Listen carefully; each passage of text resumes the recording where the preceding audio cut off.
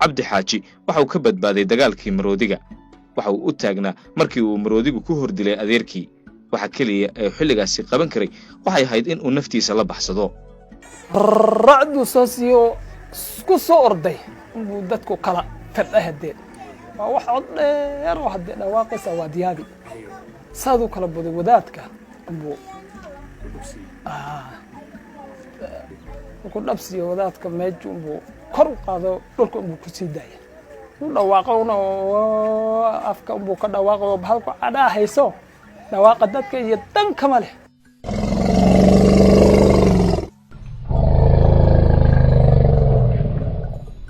isku dhacyada u dhaxeeya maroodiga iyo dadka shacabka ah ee deegaankan ku nool ayaa aad u sii kordhaya sanadihii la soo dhaafay waxa la tilmaamayaa in 6 bilood ee u dambeysay ay dhinteen 11 maroodi ah iyo 4 qof oo ay caruuri ku jirto halka 4 kale uu dhaawac soo gaarsiiyay maroodigu waa socdaal qaadanaya 2 maalmood oo aan ku raadinayno maroodiga waxaan lugaynayaa 250 kilomitir waa bil Ramadaan oo kuleylka dhacaya aad u malayso in qorraxdu ay dunida u xoog sheeganayso inkasta oo maroodiga halkan ku nool uu ka badan yahay 300 haddana raadintiisu ma aha hawl fudud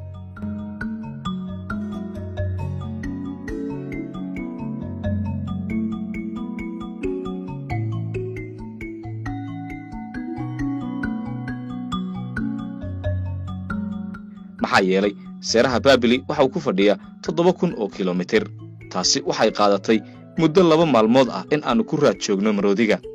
gabalku waxa uu noogu dhacay buurta Gaaraamul dhato hoosteeda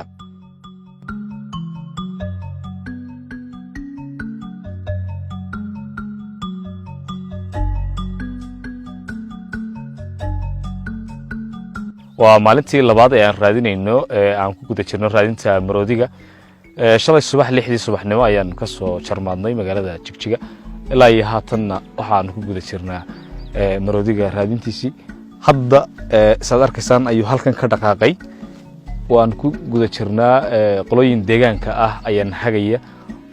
dabcan wax yar ayaa noo jira sida muuqata hadda ayaan ku sii soconnaa waa aad nala socon doontaan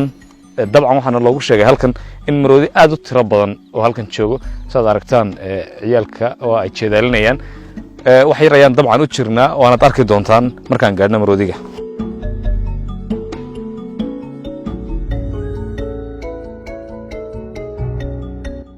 dadka iyo maroodiga halkan ku dhaqan waxay isku haystaan cidda xaqa u leh in ay halkan ku noolaadaan dagaal joogto ah iyo weerar labada dhinaca waa sheeko caadi ka noqotay halkan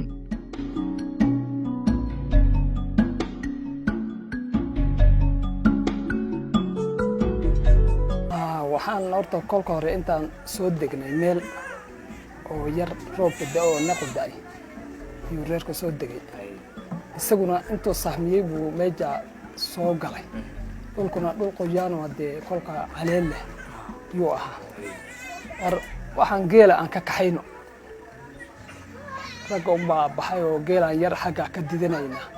dadku cararaa Soomaha waadu ay kolka xagga u dhawaadeen umbu way hadee daba socdeen oo way kaxiyeen sida geelow kolkay kaxiyeen umbu bahalku hadee ku soo noqday kan mid baa horta oo dad cuno dhex jooga salba ku dadka laayaa jooga racdu soo siiyo ku soo orday umbu dadku kala fadhahadeen waa wax cod dheer oo hadda dhawaaqaysa waa diyaabi saadu kala baday wadaadka umbu saadu wadaadku waan dhaqaaqo waan ordi yiri dhab umbu siiya orodkiisu hadee gaari mooyee adigu moodi mayso ku dhabsiyo wadaadka meeju umbu kor u qaado dhulka umbu ku sii daayay meel kabtanaa dee uu yar ka duleelay qanjar intuu saa u foqayo qanjar weyn oo dee dhulka ku dhalo weyn umbu ku kor aasay sida ruux aasi umbu ku kor waxayo ka dhaqaaqay laakiin hadee meel buu walba u dhawaaqowna afka umbu ka dhawaaqo halka cadaa hayso dhawaaqa dadka iyo dan kama leh maxaa samayseen markaa u tagteen isagoo meeyda miyaa la kulanteen mise yar ku jirta buu isaguna ka dhaqaaqo ku nimid isagoo hadlay in yar kolkaan kooda joogo sale wuu nafbaxay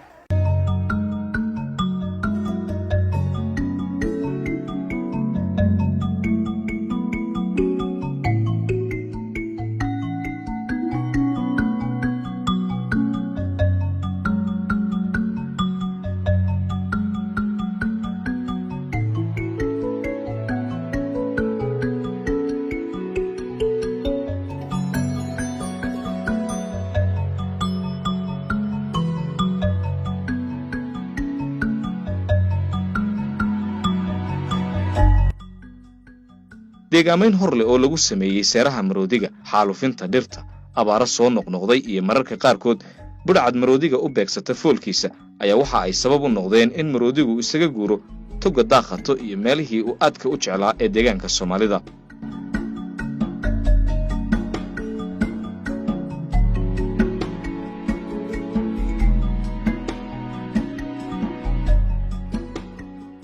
ኖች የሚራቡበት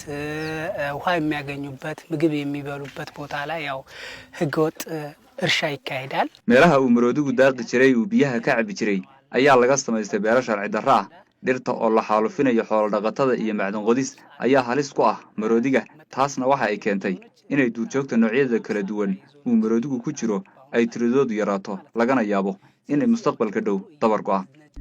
waxaa jira ciidan kooban oo loo xil saaray in ay ilaaliyaan maroodiga balse ma aha qaar wax ka qaban kara in ay kala badbaadiyaan isaga iyo dadka. waxa kaliya ay qabtaan waa in ay soo gurmadaan xilliyada ay qayladhaantu soo yeedho.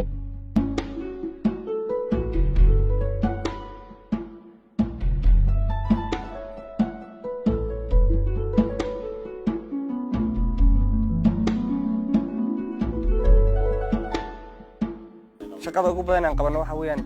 dadka macnaha sharci darrada isaga u leynaya ayaanu ilaalinaa. isagu haddii uu macnaha ka baxo maadarta meeshii saarihi loogu talagalay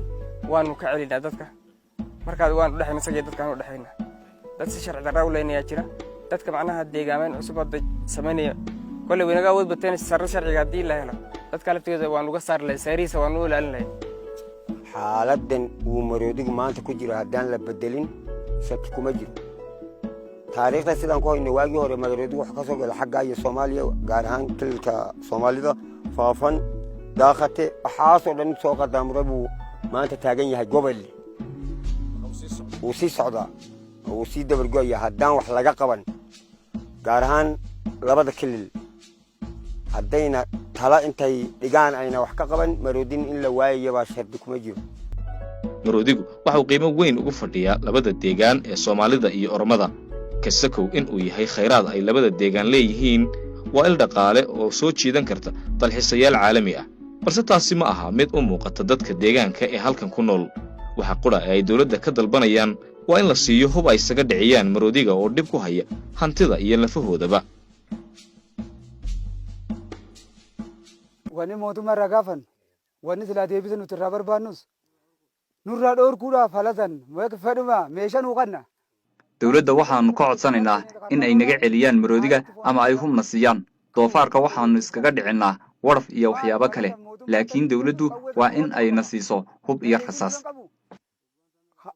nurraa dhoorkuu qaba faayidaasan nuufisa walitti araarsuudhaafi bare.